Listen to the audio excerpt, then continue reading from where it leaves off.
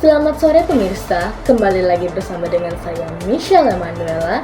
Dan hari ini kita akan melihat pendapat dan peran aktif dari para anggota OSIS di SMA Negeri 5 Medan.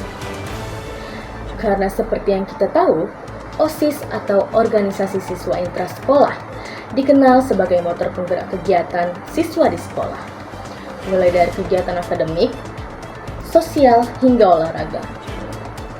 Para anggota OSIS bekerja keras untuk menciptakan lingkungan sekolah yang lebih kreatif, positif, dan tentunya dapat bermanfaat bagi warga sekolah.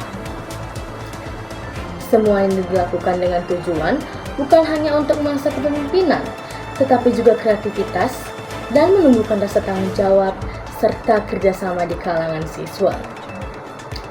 Nah, kira-kira pemirsa penasaran nggak sih dengan bagaimana cara mereka menghandle semua event yang ada di sekolah? Dan terus kira-kira apa sih event yang paling melelahkan yang pernah mereka jalani? Dan apa saja kesulitan mereka dalam mengatur jadwal belajar dengan jadwal kegiatan mereka? Nah, mari kita liput bareng-bareng. Selamat sore semuanya. Di sini bersama dengan saya Jaskia Dini dan rekan saya itu Silviana. Di sini kami akan mewawancarai pendapat dari anggota OSIS SMA Negeri 5 Medan mengenai aktivitas mereka, dan di sini kami bersama dengan Perkenalkan, nama kakak siapa? perkenalkan, nama saya Samira Fadila dari kelas 11 8 dan saya merupakan salah satu anggota OSIS. Oke, baik kak. Saya akan ingin bertanya, kira-kira apa event yang berlangsung paling lama di sekolah yang pernah OSIS buat?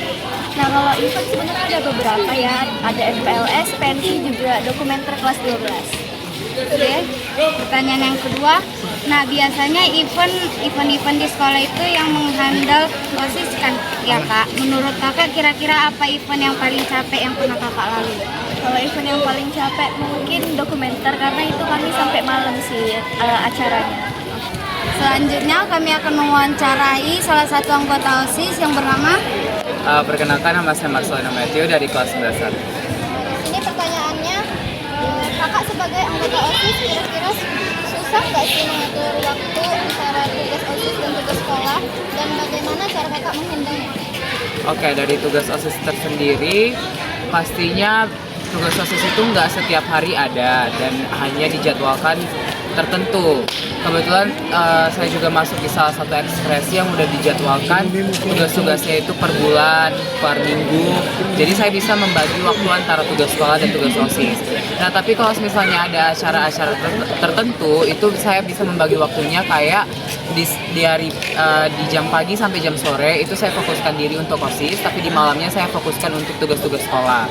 Dan untuk membagikan waktu itu tidak cukup sulit karena kita juga satu hari itu mempunyai yang namanya waktu istirahat. Kita bisa manfaatkan di waktu istirahat itu untuk mengerjakan tugas sekolah. Dan ini ada pertanyaan, menurut kakak sikap apa yang paling penting dimiliki seorang pengurus OSIS agar bisa menjadi teladan bagi siswa lain? Oke, seperti yang kita tahu, OSIS itu adalah cerminan dari siswa-siswi di sekolah tersebut. Jadi sikap yang perlu punyai anggota OSIS itu adalah disiplin, leadership, dan juga cara mereka bisa membuat diri mereka itu lebih berharga dan juga menunjukkan karakter mereka. Sekian liputan dari kami, terima kasih. Sekian liputan berita dari kami pada hari ini. Saya Michelle, pamit undur diri.